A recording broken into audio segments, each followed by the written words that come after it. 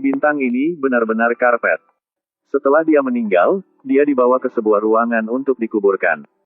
Menjadi sasaran 3 orang jahat lagi. Tubuh yang hidup. Tidak ada jejak kematian yang terlihat sama sekali. Karena itu, mereka segera muncul dengan pikiran jahat. Beberapa jam yang lalu, Pul mendorong Ana ke kamar untuk mengonfirmasi. Bintang hanya bisa dilihat di televisi. Ada di depan sekarang. Dia tidak bisa menahan diri untuk mengeluarkan ponselnya. Ambil gambar dan kirimkan kepada teman. Yevan dan Harvey mendengar berita itu datang. Mereka ingin melihat bintang yang semua orang tahu. Memanfaatkan posisi Pul untuk memimpin 2 orang masuk. Melihat mayat di kamar mayat. Harvey sedikit takut. Ingin cepat pergi. Yevan bilang dia datang dan bahkan tidak melihatnya. Pul membalik kain putih di tubuh Ana. Kecantikan Ana membuat orang jatuh cinta. Yevan mengetahui bahwa dia baru saja mati selama beberapa jam. Mau tak mau, naik dan sentuh di mana-mana. Harvey bilang lebih baik cepat pergi. Jika ditangkap pasti akan mati. Pul mengatakan tidak perlu khawatir. Kalau ada yang mau masuk, gua akan mendapatkan notifikasi. Pada titik ini, Yevan yang gila memutuskan untuk mencobanya. Harvey tidak bisa menasihatinya. Hanya bisa pergi ke ruang ganti untuk menunggu. Setelah beberapa menit, Yevan puas lagi. Yang lanjut adalah Pul. Jadi dia baru melakukan setengahnya. Kemudian mata Ana tiba-tiba terbuka. Mendengar jeritan 2 orang langsung masuk. Melihat Pul jatuh ke tanah lagi. Dekati untuk melihat mayat hidup kembali. Jadi dokter salah mendiagnosis. Ana dalam keadaan mati secara klinis. Dianggap mati dan dimasukkan ke kamar mayat. Ana baru saja bangun sangat lemah. Tidak dapat berbicara. Tapi dia tahu apa yang dia alami. Harvey melihat ini dan dengan cepat memberinya air minum. Bahkan membantunya mengenakan pakaiannya. Ingin membawa Ana ke rumah sakit. Yevan dan Pul mencoba menghentikannya lagi. Karena mereka tahu. Setelah Ana bangun, dia pasti akan memanggil polisi. Pada saat itu, 2 orang harus masuk penjara. Ketika 3 orang berdebat tanpa kesimpulan. Luar mentransmisikan suara. 3 orang menjadi lebih mendesak. Yevan dengan cepat menutupi wajah Ana dengan kain putih. Segera matikan lampu dan sembunyikan. Pintu dibuka, ternyata ada lagi pekerja shift malam. Ana dibawa kain putih.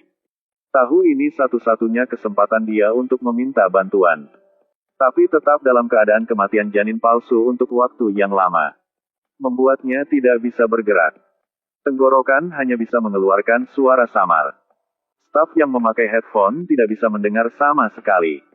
Dia menggunakan satu-satunya jari yang bisa bergerak. Tarik kain putih sedikit demi sedikit. Tapi tunggu karyawan yang sibuk menyelesaikan pekerjaannya. Jangan melihat ke belakang tapi matikan lampu dan pergi. Tubuh indah dibawa ke kamar mayat. Tiba-tiba hidup kembali. Membuat 3 pria tercengang. Harvey masih ingin membawa Ana ke ruang gawat darurat. Tapi dihentikan oleh Yevan. Setelah Ana diselamatkan, mereka pasti akan mengungkapkan hal-hal buruk yang mereka lakukan. Hanya ketika Ana benar-benar mati tidak akan ada yang tahu kebenarannya. 3 orang langsung berdebat sengit. Pada titik ini, Harvey menemukan. Pintu dikunci oleh seorang anggota staf yang baru saja bangkit kembali. Dan Pul juga lupa membawa kuncinya. Harvey dengan panik bergegas ke pintu untuk meminta bantuan. Yevan takut situasinya akan terungkap dan buru-buru berhenti. 2 orang saling berkelahi. Harvey hancur ke tanah. Ana hanya bisa menangis tak berdaya di sampingnya. Sampai Pul mempertaruhkan nyawanya untuk memeluk Yevan. Dia baru saja berhenti. Tapi detik berikutnya kepala Harvey mulai berdarah. Yevan baru menyadari bahwa dia terlalu bersemangat sekarang. Pul buru-buru mendapat perban untuk menghentikan pendarahan. Tapi situasinya semakin buruk. Jika dia tidak sampai ke rumah sakit tepat waktu, dia pasti akan kehilangan banyak darah dan mati. Tapi sekarang pintunya terkunci. Jika pergi untuk meminta bantuan, apa yang harus dilakukan tentang Ana? Berpikir berulang-ulang, kalian berdua menyeret Harvey dan Anna ke ruang ganti. Setelah membersihkan noda darah di lantai, lalu ganti baju kotor. Pada saat ini, rekan kerja sering datang. Bantu mereka membuka pintu. Setelah rekan kerja pergi, mereka baru tahu bahwa Harvey sudah mati. Lihat semua yang ada di depanmu. Paul tidak tahan lagi. Dia tidak ingin terus melakukan kesalahan. Berpikir bahwa Anna harus dibawa ke ruang gawat darurat.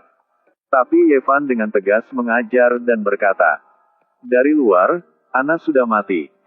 Jika menyelamatkan hidupnya sekarang, maka yang mati akan menjadi kita. Di sini Anna ada di ruang ganti. Cobalah yang terbaik untuk berguling dari tempat tidur." Dia menyeret tubuhnya yang lelah. Merangkak ke Harvey. Menemukan ponsel di saku. Dan kolam di luar akhirnya tidak bisa menahan tekanan. Memutuskan untuk berurusan dengan Anna bersama dengan Yevan. Tapi ketika kalian berdua datang ke ruang ganti, menemukan bahwa Anna ada di telepon lagi.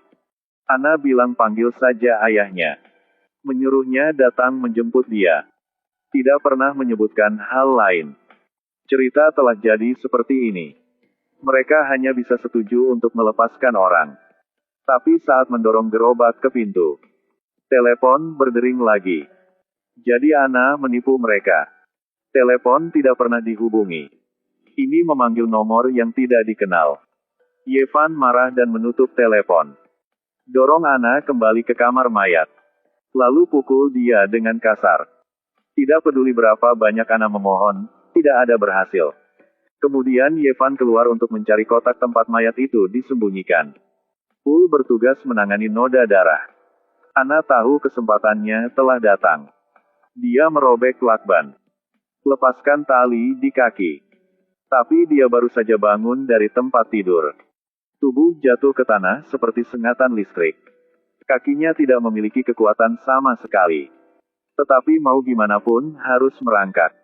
Lebih baik daripada menunggu mati. Setelah berjuang keras, Anna akhirnya merangkak ke pintu darurat. Pada saat ini, Yevan kembali ke kamar mayat untuk menemukan Anna melarikan diri. Berpisah dengan Paul untuk menemukan. Sekarang Anna telah merangkak ke koridor. Bisa melepaskan tali di tangan. Dia mencoba untuk tidak terlihat oleh mereka berdua. Bersandar ke dinding, perlahan berjalan ke depan. Lift di depan adalah harapan hidup. Dia menggunakan semua kekuatannya untuk merangkak ke dalam. Akhirnya menekan tombol untuk turun. Anna menghela nafas. Saat pintu lift tertutup, sebuah tangan tiba-tiba memegang lift. Dia diseret kembali ke kamar mayat. Pria ini sangat marah.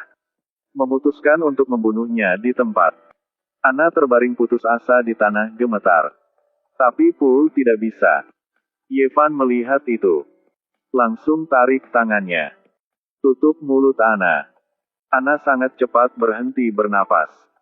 Dua orang saling memandang tanpa berbicara.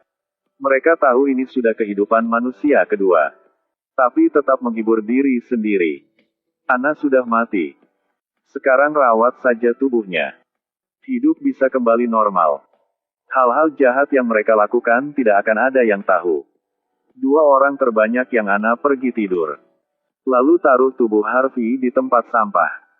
Dibawa keluar oleh Yevan. Paul tinggal untuk merawat jasad Anna. Setelah penanganan yang tepat, dia ingin berbalik dan pergi. Tapi di bawah kain putih. Tiba-tiba datang batuk. Anna belum mati. Paul tarik kain. Lihat gadis malang ini. Tiba-tiba menjadi baik. Menyuruhnya untuk tidak bergerak. Dia akan menyembunyikannya.